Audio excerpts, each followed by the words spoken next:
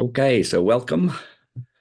Today we're going to be looking at the Living Well chapter in the book Midlife, New Life, Living Consciously in Midlife and Beyond.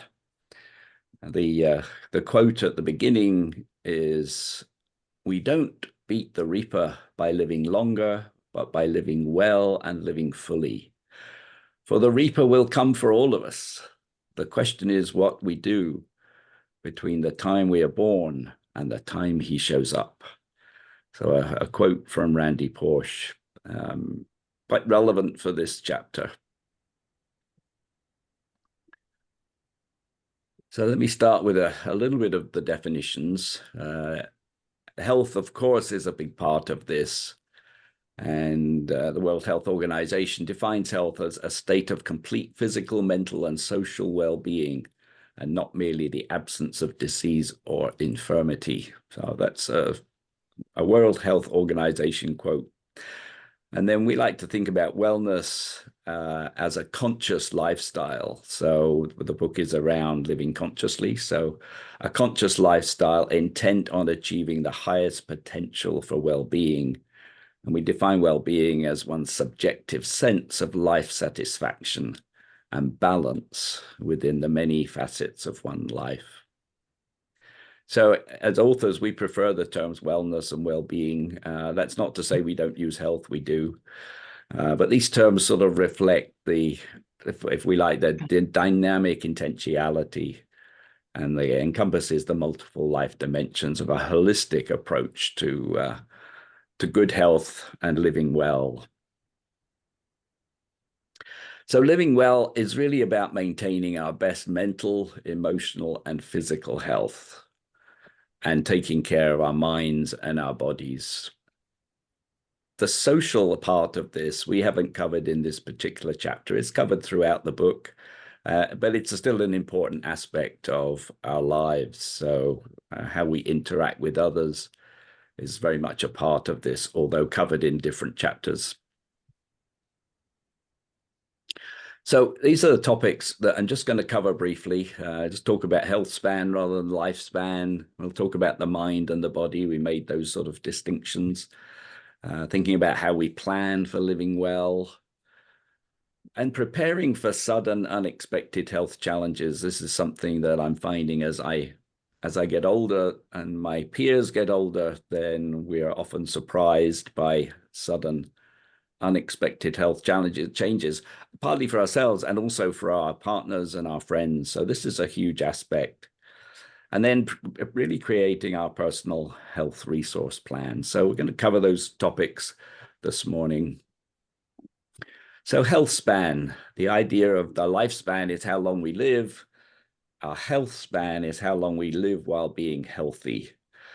And this picture here is Gouda. And I met Gouda back in 2009 in Tanzania on my walking safari across the Serengeti. And Gouda was the eldest elder of the Hadza tribe. The Hadza tribe are the original hunter-gatherers. There's probably less than 1,000 of them left. But Gouda is, or was in 2009, the eldest elder. He came and joined us for dinner one evening. And we had just a great conversation, translated, of course, because we didn't speak his language. But it was just wonderful to be with him. Nobody seemed to know exactly how old he was, but they thought he was close to 100 years old. And, you know, it was, I mean, he was walking around the Serengeti, and that's what's for me was showing here how healthy he was. So a good reminder. Gouda was became a sort of an icon for us on our walking safari. So mindset is it's important. We've used mindset throughout the book, and so definition of that is that mindset refers to our beliefs, attitudes, and opinions about the world and about ourselves. And we reference this book, but if it's something that's of interest, Carol Dweck's book, Mindset: The New Psychology of Success, is well worth a read. I think it says an updated edition, so it's current and available on Amazon. And we know from research that Carol talks about It tells us that mindset can influence our thoughts, our decisions, our behaviors, and even our physical body and our health. So mindset is a fundamental part of living well. And Carol talks about a fixed mindset and a growth mindset. And we've identified other mindsets, particularly in the bouncing forward chapter in the book, which we'll get to in a few weeks. But this fixed mindset of, gosh, this is good enough. I'll never be that smart. I just want to avoid making mistakes. I know best. Oh, I just give up. That sort of fixed mindset is not about living well. That's about surviving. So Carol talks about the growth mindset as looking for feedback. We value feedback. Questioning, is this my best work? What can I do better? I improve with practice. I won't give up. And that's really a very important aspect of a growth mindset. And mistakes help me learn. So there's a lot more to mindset. These are just two that are important for living well. And so, mindset matters. And so when we think about emotional and mental health of the mind, if you like, mindset and meaning go together for us. And looking for meaning, we have Viktor Frankl's book, In Search for Meaning. It's a great book. But meaning in life is really important for us. So what gives us meaning? It's a great question. Wayne Dyer, who's passed now, he's written lots of books, but I heard him speak in New York many years ago. He used this question of, how can I serve? How can I help? And I think when I think about meaning of life for life is, how do I help others? How do I serve others? The word serve can be a little provocative, so the help word is sometimes better. But finding that meaning in life is really important. Another aspect is stimulating the mind. Really, this is about self-growth. It's about lifelong learning, which is, there's lots of courses and plenty of things for us to do. So many, actually, that I haven't got enough time. But also the turning that around to long life learning. If we continue that learning journey, that long life may be the result. So learning is an important part of stimulating the mind. And so looking for new interests to pursue as we often transition from our full-time careers into maybe part-time working or other interests. And for me, this is a challenge, as we were talking earlier about pickleball. There's plenty of new interests. The question is there enough time? So we have to prioritize and choose. Another important part of our emotional well-being and our mental health is what we refer to here as mind-soothing practices. And that can be mindfulness. It can be walking in nature. As some of you know, I live by the beach in Florida, and I've just returned from the UK. I'm back in Florida for a while. And so it's just wonderful to be walking on the beach. That's my nature walk. It really is a great way to start the day and also to end the day. So some thoughts about really our emotional and mental health. So important part of living well. And then the physical part of living well, which talked about mindfulness, spending time either with meditation or contemplation, whatever works, or simply a walk in nature. Many things to give ourselves that mindful attention. And then eating and drinking. So what are we eating? What are we eating to live well? And there's a lot to that. We don't cover it a lot in this chapter. There are lots of books on plant-based diets and all sorts of good things to eat and also some bad things. So eating to live well is an important exploration. Hydrating is another aspect, and certainly living in Florida where the temperature is hot and we do need to keep drinking. So this hydration, an important aspect of living well. Restorative sleep. Certainly as I get older, I find my sleep pattern is not as, I don't sleep as deeply as I did. Maybe I don't sleep as long. but making sure we take that time for rest and restoration.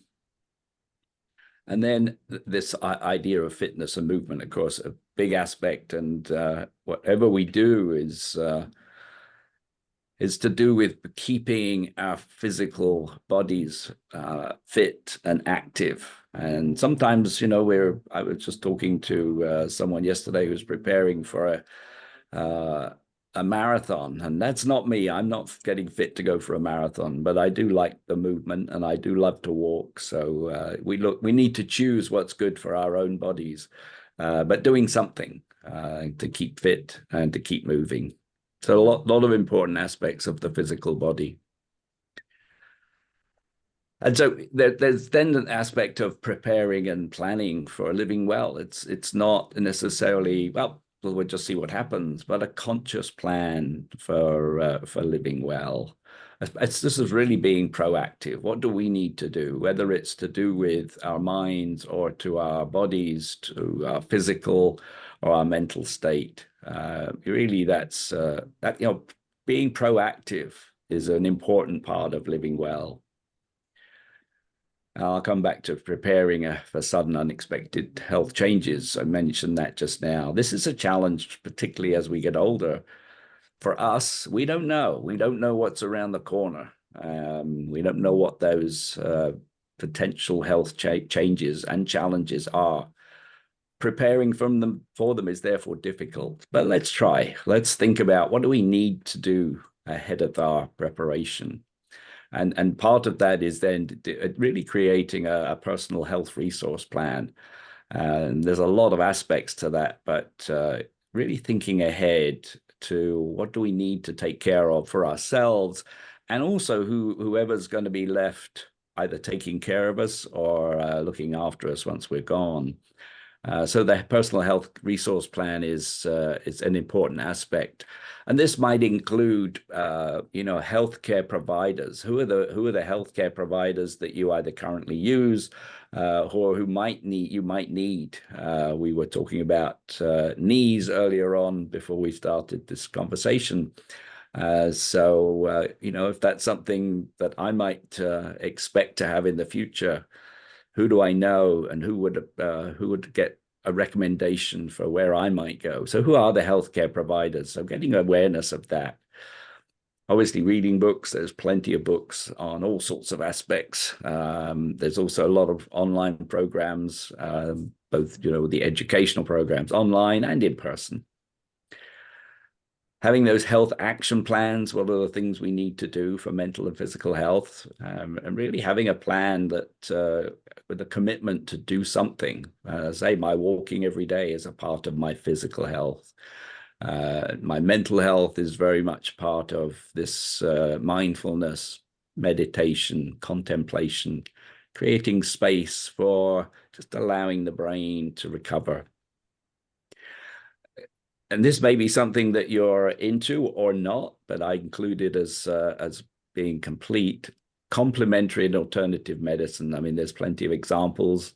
Obviously, meditation, there's biofeedback, hypnosis, many sort of creative outlets, beyond, the medicine, things like music and arts. All of those things are important as part of our health resource plan. And then the other aspect of legal paperwork. This is a really challenging part. It's not something that we love to do, but important to do for others. Our living will, healthcare proxies, durable power of attorney, addressing all of these issues for planning for any sort of disability, and of course our eventual death, which will end up there sometime. So dying well considerations, how are we going to plan for the end?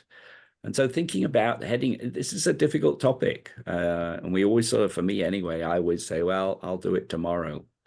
But a health resource plan really can help prepare for whatever's going to come next. And we just don't know.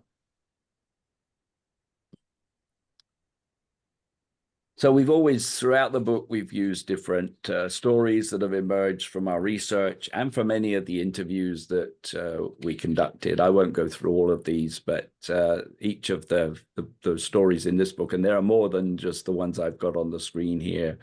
But Sean Perry, we interviewed him for this book, and he was very full of a lot of different things. But he's the executive producer and host of the Senior Zone, a radio program that's dedicated to his purpose of helping the 50-plus community. And he states that his health is his wealth, and that he would rather have it more, that's his health, more than any amount of money in the bank. So health more than money, and which is part of the reason why in the book, the chapter on health comes before money. That health is a fundamental part of living consciously. So he attributes his health and well-being to his DNA, his mindset, a healthy lifestyle, and living his life with meaning and focused intent. So I think Sean's a great example of someone who's living with a life of meaning. And then I just mentioned Betty McDowell. She's a social justice advocate.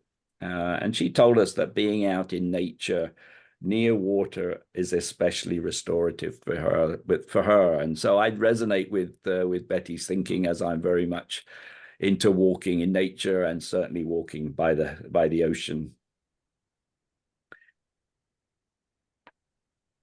You can find the other stories about these and others in the book. So a lot of good examples of people who are living well. At the end of each of the chapters, we have a couple of bullets on try this. There are so many that we could have included here. We've kept that relatively short, but this idea of just finding small time slots for activities during the day, just a 10-minute walk or a 5-minute quiet time, whatever works, really plan for those brief time slots for activities for you, for ourselves.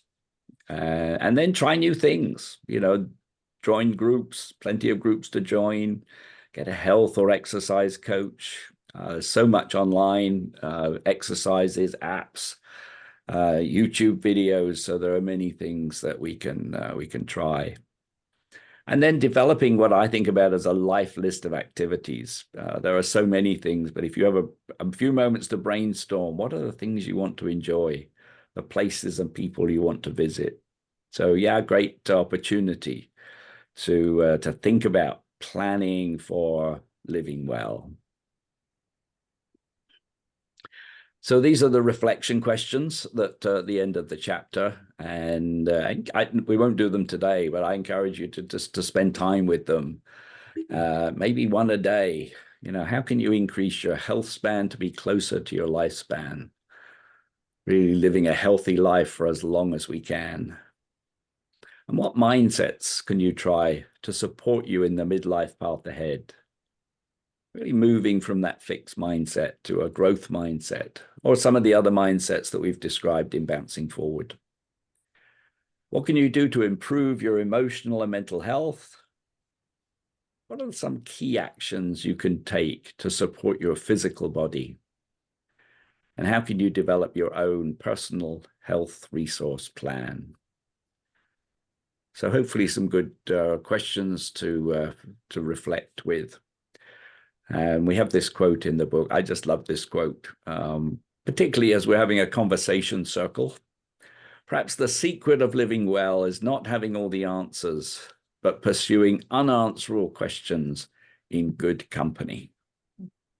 Perhaps the secret of living well is not having all the answers, but pursuing unanswerable questions in good company.